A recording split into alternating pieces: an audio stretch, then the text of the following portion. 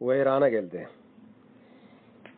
İl arasında bar halk gurruguna göre Mahtumoglynyň uyasy Han Meňli, inisi Can Esen, onun ayaly Bayram. Üçüsi bir günde ölende şu goşgyny yazanmış. Şol wagt Mahtumogly 21 ýaşynda bolanmış.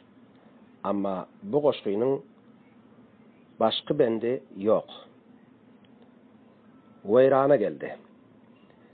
Bayram gelin Han Meňli gyz Can Esen, bu dertleriň haýsy birine ýanasen.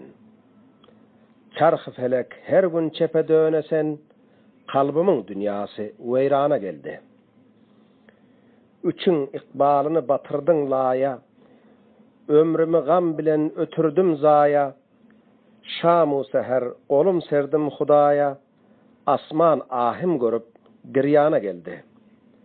Mahtumogly elif bilim buruldy, damarym dartyldy, ganym duruldy.